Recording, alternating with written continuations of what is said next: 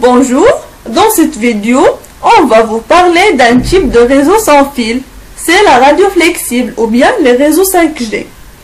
Premièrement, on va savoir tous qu'est-ce que la radio flexible.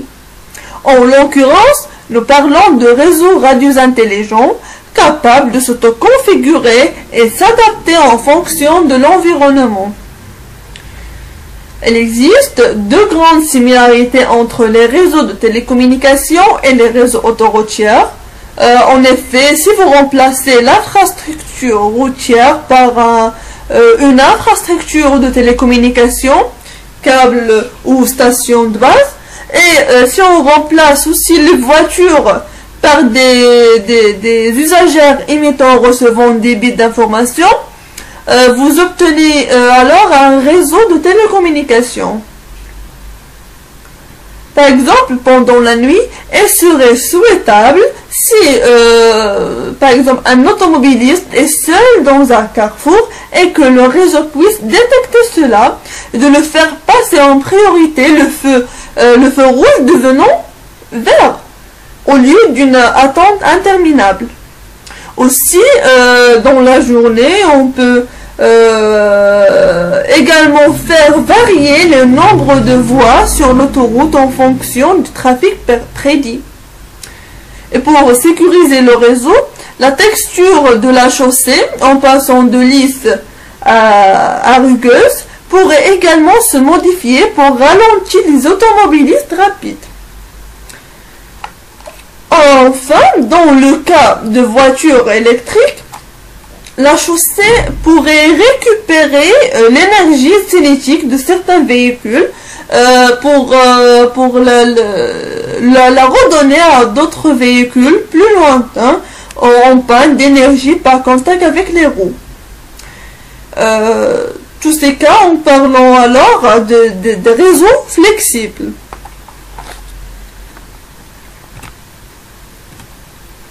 Le réseau 5G se base sur la technique de virtual multiple input, multiple output. Le virtual MIMO signifie la mise en œuvre de plusieurs stations de base qui collaborent et coopèrent entre eux en vue d'exploser le débit.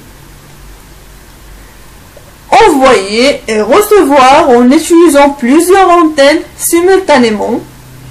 Et pour servir les usagers, il faut mettre en place des infrastructures munies d'antennes. Elle est apparue évident que pour mieux servir les utilisateurs, il fallait augmenter le nombre d'antennes, mais en contrepartie, parce que cela aboutissait à des interférences nuisibles au bon fonctionnement du réseau. Et l'idée, c'est de réduire les interférences en construisant des murs virtuels, c'est-à-dire avec un coût non négligeable, l'achat de fréquences différentes pour chaque technologie, bien sûr, pour se protéger.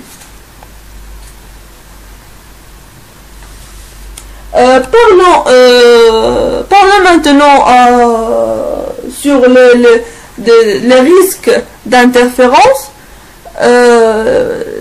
L'interférence, c'est lorsque deux ondes de même type se rencontrent et interagissent l'une avec l'autre.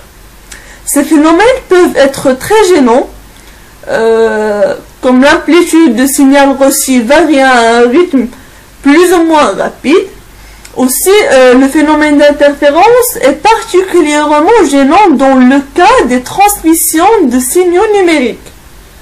En effet, dans ce cas, on pourrait observer un taux d'erreur important sur les bits. Les réseaux mobiles flexibles considèrent au contraire l'interférence comme un signal utile que l'on peut exploiter et construise des ponts entre les systèmes.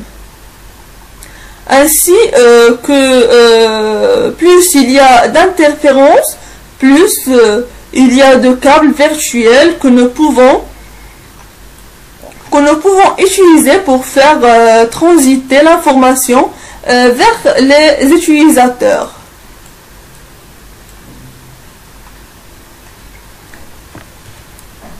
Et alors, ici on prend un exemple de multiplexage spatial. Ici on a les étapes suivantes. On divise l'information en étant de flux que d'antennes d'émission. On augmente le débit proportionnel au nombre d'antennes d'émission et on fait le décodage spatio-temporel en réception. Voyons maintenant le but, l'intérêt et pourquoi cette radio flexible. Alors, cette dernière ouvre la perspective d'une optimisation de l'utilisation du spectre radioélectrique et de la transmission radio. Mais d'abord, c'est quoi l'optimisation du spectre? Alors, dans les récentes technologies, l'exploitation de la bande de fréquences disponible n'est pas intégrale. Les systèmes sans fil de futures générations seront donc amenés à tirer parti de l'existence de telles bandes de fréquences inoccupées grâce à leur faculté d'écouter et de s'adapter à leur environnement. Certaines bandes ou bien certains réseaux, par exemple GSM ou Wi-Fi, est déjà surchargé aux heures de pointe. Mais pourtant, l'utilisation du spectre n'est pas uniforme. Alors, selon les heures de la journée, selon la position géographique, une bande fréquentielle peut être surchargée pendant qu'une autre reste inutilisée. Et l'idée donc naturellement a émergé de développer des outils permettant de mieux utiliser ce spectre. On a aussi la radio cognitive et c'est le concept qui permet de répondre à ce défi. Mieux utiliser le spectre, c'est aussi augmenter les débuts et c'est ça le but. Alors la convergence entre les standards et les réseaux est la connectivité n'importe où, n'importe quand et avec n'importe quel standard. Alors, comment faire? D'un point de vue conceptuel et de manière très schématique, l'électronique repose sur un ensemble d'éléments de base, résistance, inductance, diode, dont l'agencement forme le circuit. Il est donc théoriquement possible de pouvoir implémenter n'importe quel système de télécommunication en fournissant le logiciel permettant de décrire l'agencement des constituants de système et donc de construire le système en question. De ce point de vue, la radio logicielle est une révolution technologique. Les circuits radio deviennent dynamiquement configurables et les systèmes de télécommunication peuvent être mis à jour par des changements logiciels. Et pour faire, on utilise la radio cognitive. Le terme radio cognitive est utilisé pour décrire un système ayant la capacité de détecter et de reconnaître son cadre d'utilisation. Ceci afin de lui permettre d'ajuster ses paramètres de fonctionnement radio et de façon dynamique et autonome et d'apprendre des résultats de ses actions et de son cadre environnemental d'exploitation. Cette technologie se base sur la radio logicielle. Si l'on devait résumer la radio logicielle en une idée, elle serait la suivante. Elle marque le passage d'une conception des appareils d'émission-réception radio, quel qu'il soit, à partir de nombreux composants électroniques dédiés comme cela se faisait depuis 100 ans, à une conception à partir d'éléments généralistes. On parlera plus d'unités de traitement que de composants électroniques.